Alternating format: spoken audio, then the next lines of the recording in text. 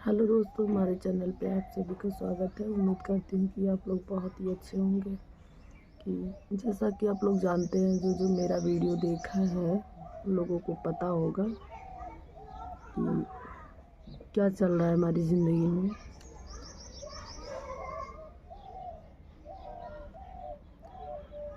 तो अब हम बात करने वाले थे। बहुत लोगों का कमेंट ये था कि बहुत लोग ये सोचते हैं कि मतलब दहेज के बारे में हम बात करेंगे। तो मम्मी बुला रही थी मेरी, तो आवत है। ब्रश नहीं किए हैं अभी, इसीलिए बुला रही हैं कि ब्रश करके कुछ खा लो। भूख प्यास कुछ भी नहीं लग रही है और तबीयत बहुत ज़्यादा गड़बड़ लग रहा है मेरा। तो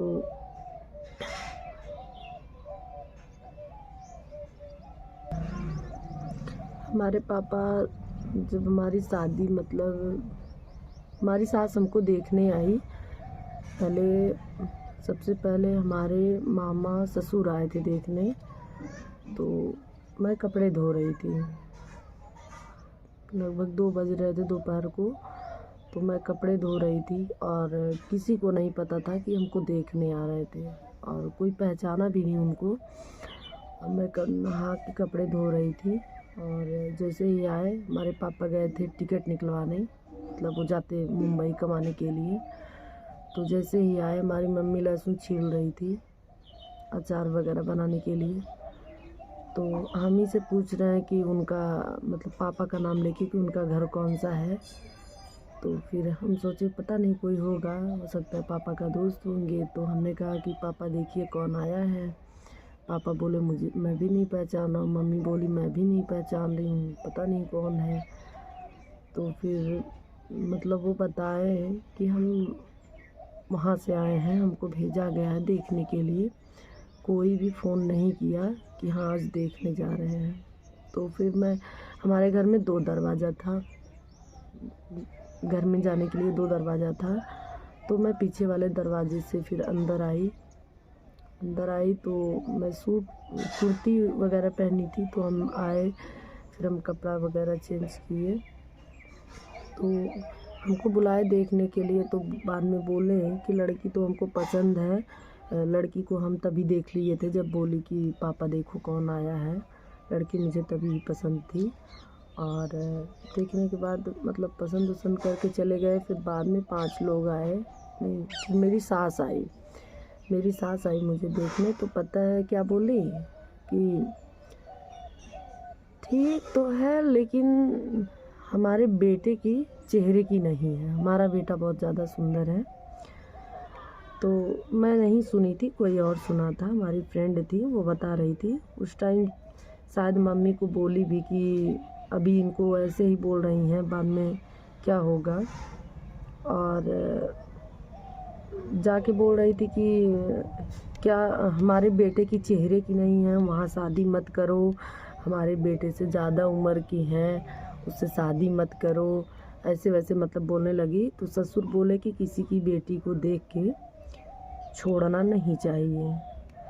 अच्छा, तो मतलब फिर हमारी शादी मतलब 5 लोग आए फिर देखने, तिबारा 5 लोग आए। तो फिर मेरी शादी तय हुई। हमारी मम्मी बोली भैया अगर लड़का देखना चाहता है तो वो भी आके देख सकता है। तो लड़का नहीं आया देखने। फिर बाद में जो है हमारा हस्बैंड जो है वो कॉल ऐसे नहीं किया, कहीं से घर से नंबर निकाल के चोरी से किसी और से बात करवाया। तो मैं उस टाइम धान का समय था, मैं गई थी धान लगाने। तो मम्मी हमारी बोली कि नहीं है, गई हैं धान लगाने खेत में, आएंगी तो हम बात करवाएंगे। भैया आप कौन हैं?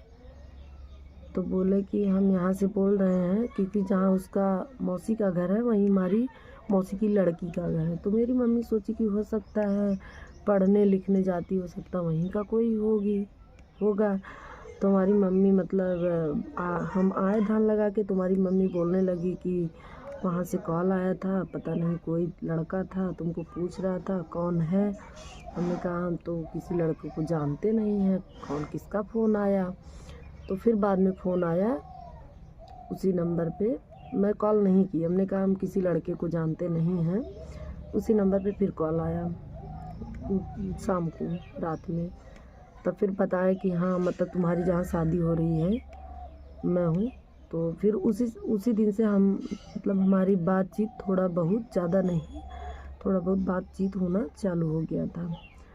तो हम मतलब हमारा हस्बैंड बोला कि हम बिना देखे शादी नहीं करेंगे, और उसके माँ बाप बोल के गए थे कि हमारा बेटा नहीं देखेगा, बिना मतलब हम लोगों के ऊपर शादी होगी। और लड़का हमसे बोल रहा है कि हम बिना देखे शादी नहीं करेंगे। तो हमने कहा कि अगर देखना है तो हम भी गए, अपने मम्मी से बताएं। तुम्हारी मम्मी बोली कि देखना है तो बोल दो आए घर पे देख के जाए। तो बोला कि हम घर पे नहीं देखेंगे, कहीं आओ। तो हम मछली शहर गए तो अपने रिलेशन में किसी के यहाँ, अपने मौसी के ननद के यहाँ, किसी के यहाँ हमको लेके गया। हमको वो भी नहीं पता, हम अकेले नहीं गए थे।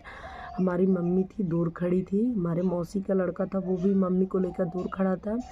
हम हमारे मामा की लड़की गए तो रिलेशन में लेके गया, वहाँ देखे ताकि फिर हम लोग वहाँ से चले आए।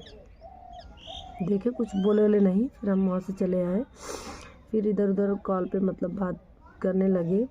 तो ऐसे ऐसे करके हमारी शादी करीब आई। तो हमारी मम्मी बोली कि माना कि दहेज में मतलब जो भी दिया जाता है, फ्रिज कूलर टीवी पंखा और घड़ी चैन अंगूठी गोदरेज अलमारी बेड, मतलब जो भी दिया जाता है हमारी मम्मी सब दी। और कैश भी 1 लाख रुपए कैश दी। और उसके बाद इतना देने के बाद मतलब पूछा गया कि गाड़ी कौन सा लेंगे। तो मम्मी हमसे बोली कि अपने हस्बैंड से बात करती हो, उनसे पूछो कि दो हम बात करें। तो मम्मी हमारी बात की, पूछी भैया आपको कौन सा गाड़ी चाहिए, आप बताएंगे तो हम वही गाड़ी निकलवा देंगे। तो पता है हमारा आदमी कितना महान बना उस टाइम।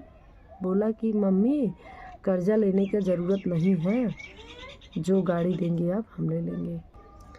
बोला कि हमको जो गाड़ी देंगे हम ले लेंगे।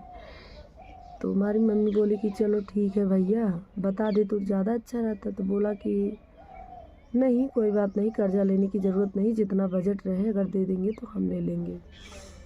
तो हमारी मम्मी बोली कि चलो ठीक है। तो फिर हमारे मतलब जो हमको गाड़ी दिया गया था तो हमारे मौसी के लड़के दिए थे, क्योंकि हमारे भैया बोले थे कि जैसे मेरी बहन वो भी मेरी ही बहन है, हम गाड़ी हम देंगे। और मौसी के बड़े लड़के जो थे वो बोले थे कि मौसी हम टीवी देंगे, वो टीवी दिए थे। और छोटे वाले भैया बोले थे कि हम गाड़ी देंगे, वो गाड़ी दिए थे। तो क्योंकि हमारे पापा अकेले थे कमाने वाले, सबसे बड़े हम ही थे और हम अकेले भी थे। हमारे 2 छोटे भाई थे, वो भी काफ़ी छोटे थे। और जब हमारी शादी हुई थी हम 17 साल के थे।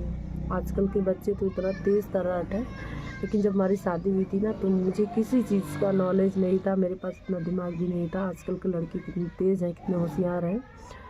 और अगर हम मतलब अगर किसी से ये भी बोल देते कि नहीं मेरी कम उम्र है, हम शादी नहीं करेंगे, तो लोग तुरंत उल्टा दिमाग लगाते कि किसी से कोई कुछ मैटर है तभी तो शादी करने से मना कर रही है। तो हम किसी से कुछ नहीं बोले, हमने कहा कि चलो ठीक है। तब जब हमारे भैया गाड़ी गए मतलब ख़रीद के लाए, शादी हमारी जब जैसे कि कल बारात आएगी, आज गाड़ी ख़रीद के लाए, गाड़ी ख़रीद के ला के रख दिए। तो अब वहाँ जब यहाँ हम आपसे पूछे हैं कि गाड़ी कौन सा चाहिए तो आपको यहाँ बताना चाहिए ना। यहाँ तो बहुत सफाई से निकल गया कि हमको जो गाड़ी देंगे हम ले लेंगे। और वहाँ अगुआ से बोले थे शायद कि मुझे सुपर स्प्लेंडर चाहिए, बोले थे कि मुझे गांव में किसी को मिला था तो वही देख के बोले कि मुझे सुपर स्प्लेंडर गाड़ी चाहिए। तो अगुआ जो था बताया नहीं, जब बताया होता तो हम लोग तब भी निकलवा देते, भैया हमारे तब भी निकलवाते, लेकिन बताया नहीं कि हमको ये गाड़ी चाहिए। उस टाइम बहुत शरीफ बने, बाद में बोले कि हमको सुपर स्प्लेंडर चाहिए। जब कब बोले उस टाइम भी नहीं बोले। गाड़ी ख़रीद के आ गई घर, सब पूरी तैयारी हो गई, फिर बारात आई, शादी हुआ। सुबह का टाइम हमारे सगे जो बड़े वाले भैया हैं वो सुबह चाबी लेके गए हाथ में देने के लिए कि हाथ में दे दे। तो वो चाबी पकड़ा ही नहीं, चाबी गिरा दिया नीचे कि हमको ये गाड़ी नहीं चाहिए, चाबी गिरा दिया नीचे। तो ये हुआ कि गाड़ी का चाबी क्यों नहीं पकड़ रहे हैं। तब बाद में पता नहीं, मैं तो देखो मैं दुल्हन थी, मैं तो अंदर थी क्योंकि शादी का कैसेट देखी हूँ, बाकी लोग बता भी रहे थे कि वो बोल रहा था कि मैंने अगुआ से बताया था कि मुझे ये गाड़ी चाहिए। तो अच्छा आप लोग बताइए कमेंट करके, जब मुझसे बात करता था तो मुझे बताने में क्या शर्म आ रही थी। मुझसे बोला कि नहीं मुझे ये गाड़ी जो दे देंगे हम वो ले लेंगे, और अगुआ से बोला कि मुझे ये नहीं वो चाहिए। तो फिर अगर बोला होता तो वो भी दिया जाता, ऐसी बात नहीं है, देने के लिए तो पूछ गया था। तो हमारे पापा जो थे सॉरी भैया गाड़ी लाए सुबह, जब बड़े वाले भैया गाड़ी दे रहे थे चाबी, तो पकड़ा ही नहीं, चाबी गिरा दिया। तब ये हुआ कि गाड़ी की चाबी पकड़ क्यों नहीं रहे हैं। तब बाद में सब लोग बोलने लगे कि ये वो गाड़ी नहीं चाहिए इसको, वो दूसरा गाड़ी जो सुपर बोला था, सुपर स्प्लेंडर, वो चाहिए। तब फिर गाड़ी नहीं ले गए वो लोग, गाड़ी रखा रह गया, बोले कि हमको वही गाड़ी चाहिए। फिर विदाई हो गया, सारा सामान चला गया और मैं भी गई। तो वहाँ जब मैं गई तो फिर हमारे पापा क्या काम किए, वो गाड़ी, आज तो विदाई ही थी, सब लोग थके थे, आज गाड़ी रखी रह गई। एक दिन पहले आई थी, उस दिन गाड़ी रखी रह गई, उसके दूसरे दिन फिर गाड़ी लेके गए। फिर वहाँ जहाँ से लिए थे देने के लिए, तो वो बोला कि 25,000 रुपये कटेगा। 25,000 रुपये हम काटेंगे क्योंकि 2 दिन से गाड़ी आपके यहाँ थी। 25,000 रुपये कट कर लिए, उसके बाद और पैसा डाल के फिर सुपर स्प्लेंडर गाड़ी आई, तब दिया गया, तब वो लोग गाड़ी लिए। और वो भी ठीक है।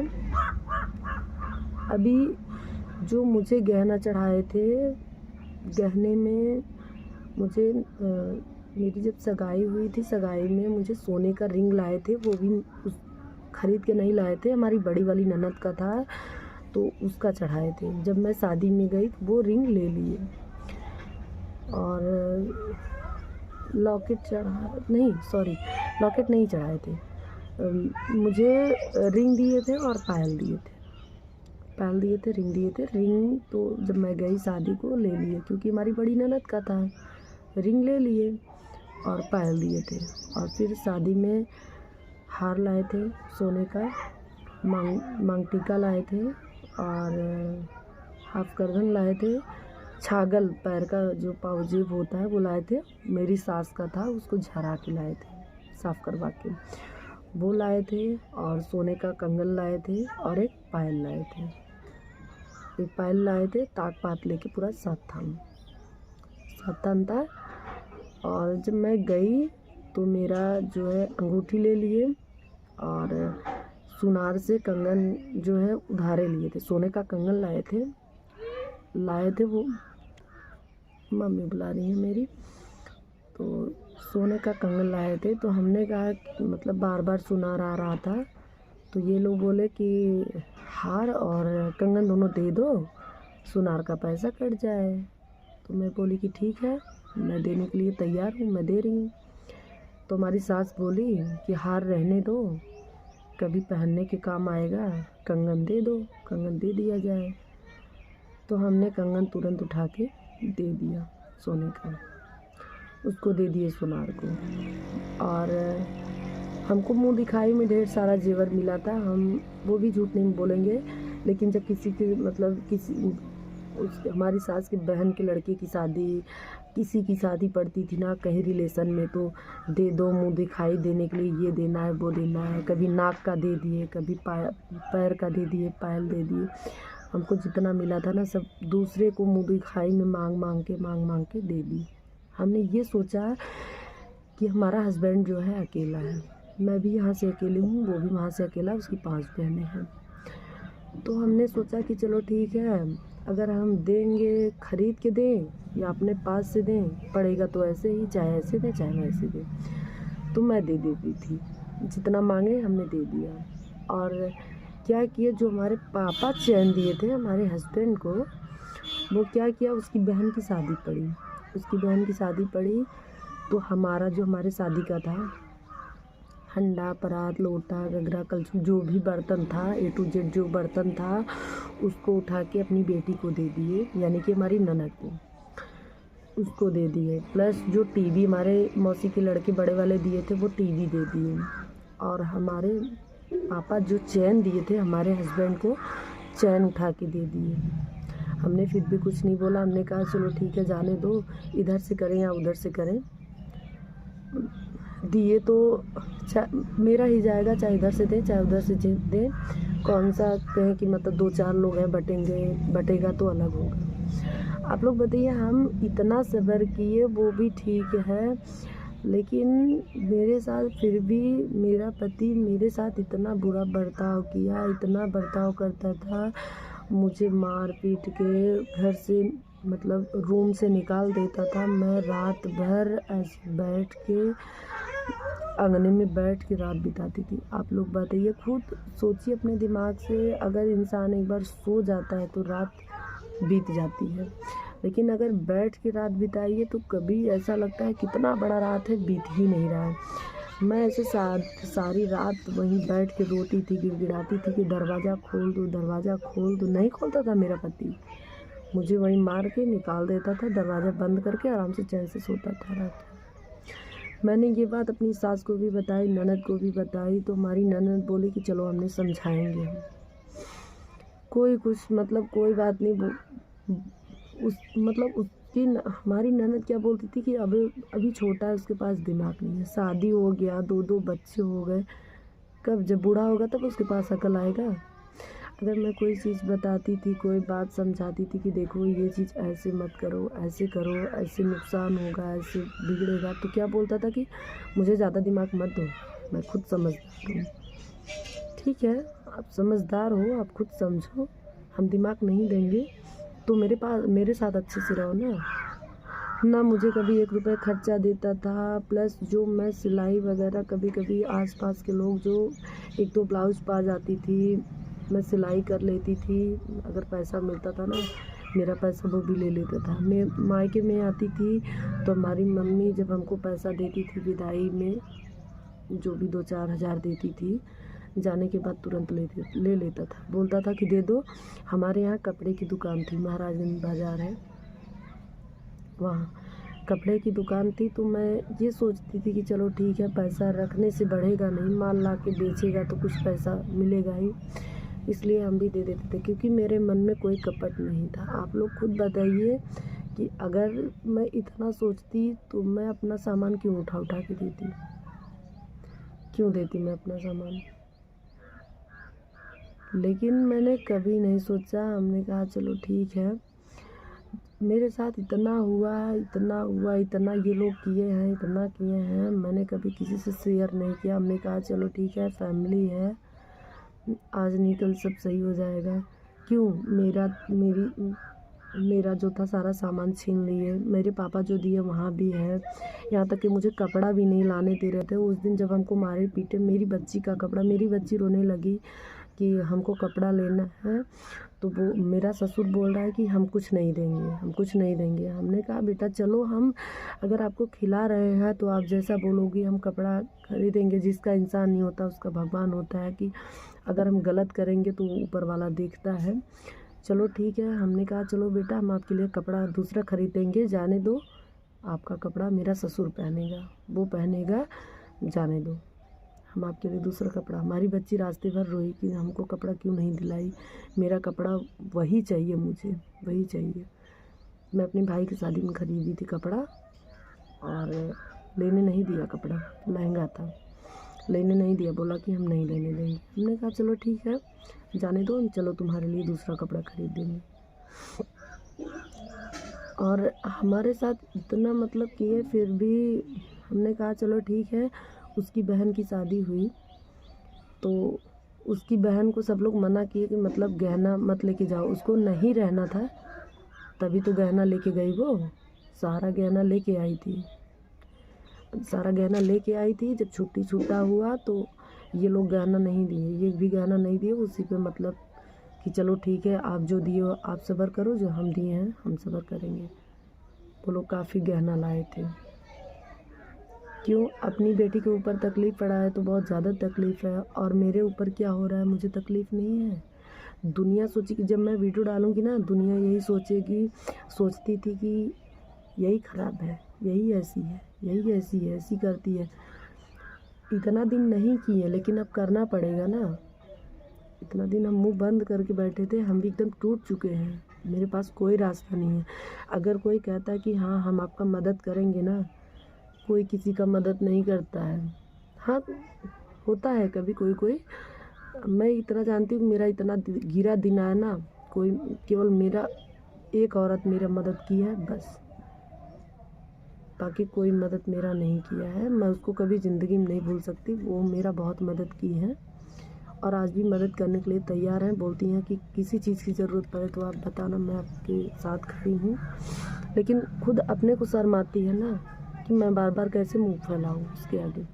अगर कोई आदमी हो या औरत हो, अगर कोई बोले कि हाँ चलो ठीक है, हम आपका मदद करेंगे, आपके साथ है ना, तो किसी जगह लिखवा लेना। कभी समय आने पे सब छोड़ देंगे। जब अपना छोड़ता है तो सब छोड़ देते हैं। ठीक है, अभी हम सोच रहे थे कि हम यहाँ से कहीं जाने के लिए सोच रहे थे। हम बात भी किए थे अपने फ्रेंड के पास, वो रहती है पूना, तो हमने सोचा कि हम वहाँ जाएंगे। तो वो बोली कि चलो ठीक है आ जाओ। हमने कहा रूम वूम ढूंढो, रूम का भाड़ा कितना है? तो बोली यहाँ 5,000 है। तो हमने कहा ठीक है आप ढूंढो, हम आएंगे। तो अब हमारी मम्मी जाने नहीं दे रही हैं, बोल रही कि नहीं यहीं दुकान डाली हो, यहीं रहो, यहीं करो खाओ, फिर उसके बाद जब कुछ फैसला हो जाएगा तब जहाँ बोलोगी, जहाँ चलोगी हम भी साथ में चलेंगे, तुम्हारे साथ रहेंगे, हम ऐसे नहीं छोड़ेंगे कहीं तुमको। देखो दुनिया के मुंह पे कोई ढक्कन नहीं है। उसकी लड़की खुद शाम को भागेगी ना, सुबह आपको कहने के लिए तैयार रहेगी। भले ही आप सही रहो, लेकिन सुबह आपको कहेगी ही कहेगी, क्योंकि अपना खुद नहीं देखेगी कि शाम को मेरी भागी हुई अभी तक आई नहीं, आपको कहने के लिए रेडी रहेगी। क्योंकि आप कितना भी सही करो। अब मैं ही यही सोच के अपने मायके में दुकान डाली। सुबह दिन भर मैं दुकान पे रहती थी, शाम को आके घर पे खाती हूँ, घर पे सोती हूँ। क्योंकि दुनिया ये ना कहे कि हाँ किसी से फंसी हुई है, किसी के साथ रहती है, रूम लेके रहती है, कोई साथ में रहता होगा, कौन देख रहा है। यही सब सुनने के लिए मैं घर से बस 5 मिनट का रास्ता है, पैदल जाती हूँ, 5 मिनट का रास्ता है। और सुबह जाती हूँ, शाम को आ जाती हूँ। जिसका रूम है वो हमारे गांव की ही है, वहीं रूम, वो वहीं रहती हैं, रूम पे ही, मतलब वहीं उनका घर है, वहाँ बनवाई हूँ, पुराने घर पे नहीं रहती हैं। अब वहीं रहती हैं तो हम इसीलिए वहाँ जब मार्केट है ना, हमारे सब गाँव के लोग रहते हैं, इसीलिए मैं वहाँ दुकान डाली हूँ ताकि सब देखें ना कि मैं मतलब कहाँ रह रही हूँ, किसके साथ आ रही हूँ, जा रही हूँ, मैं सही हूँ गलत हूँ, सब देखें ना। दुनिया कहने के लिए तो कहेगी हाँ ये ऐसी है, वो ऐसी है, मर्यादा में रहे, ऐसे रहे।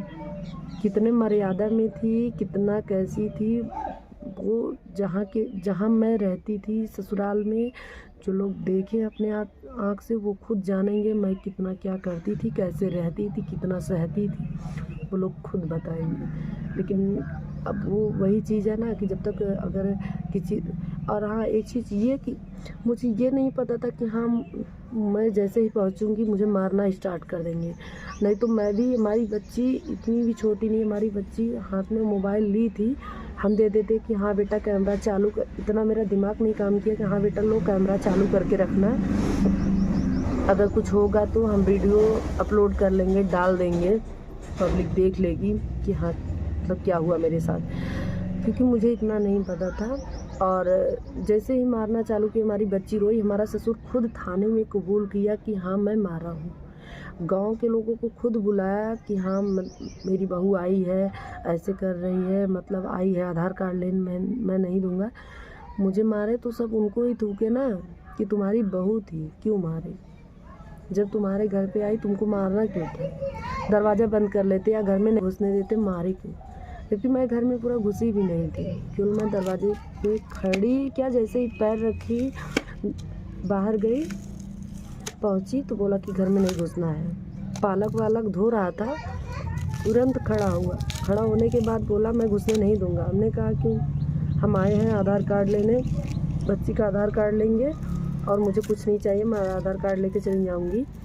आप लोग बताइए। अच्छा, हमारी बच्ची हमारे साथ है, हमारी ज़िंदगी तो घिस ही रही है, हमारी ज़िंदगी तो बर्बाद हो ही रही है। मैं सोच रही हूँ मेरे बच्चे की लाइफ ना बर्बाद हो। अगर इतने वो लोग समझदार होते ना तो कहते कि चलो ठीक है, मेरे बेटे की और उसकी लड़ाई है, वो लोग समझेंगे, कम से कम बच्ची की लाइफ तो ना बर्बाद करें। अब जहाँ मेरी बच्ची का एडमिशन हुआ था वहाँ के लोगों से मना कर दिया कि एडमिशन ट्रांसफ़र मत करना। अब तो ऑनलाइन एडमिशन होने लगा है ना, ट्रांसफ़र मत करना। अब देखो, हम अपनी बच्ची का यहाँ एडमिशन के लिए गए थे तो बोल रहे थे कि यहाँ का टीचर भी बात किया कि आप वहाँ से मतलब कर दीजिए, हम यहाँ एडमिशन कर देंगे। तो बोल रहा है कि उसके दादा मना किए हैं, उसके दादा मना किए हैं कि ट्रांसफ़र मत करना। जब उसके दादा दादी पैदा किए हैं, माँ बाप का कोई पहलू नहीं है। बाप नहीं पूछ रहा है, माँ मैं माँ हूँ, मैं पढ़ाऊँगी। मैं सोच रही हूँ मेरी लाइफ बिगड़ गई, मेरी लाइफ घिस रही है, मैं जैसे होगा मैं घिसूँगी, लेकिन कम से कम मेरे बच्चे की लाइफ तो ना बिगड़े। अभी देखो क्या होता है। अभी बच्चे का नाम भी ट्रांसफ़र के लिए मना कर रहे हैं। अभी अब आज हम सबसे बड़े अधिकारी से बात करेंगे, देखते हैं क्या बोलते हैं। तो चलिए ठीक है दोस्तों, वीडियो बहुत लंबा हो रहा है, अभी बहुत सारी बातें हैं हम आप लोगों से शेयर करेंगे। अभी हम दवा नहीं हाथ में लगाए हैं, हमारी मम्मी कब से चिल्ला रही हैं दवा लगाने के लिए मुझे। दवा जो हमारे ससुर हमको मारे थे, हमको चोट बहुत ज़्यादा लगी है, दर्द होता है, तो अभी बुला रही हूँ दवा के लिए। चलिए ठीक है, हम जा रहे हैं नीचे, फिर दूसरे वीडियो में मिलेंगे आपसे।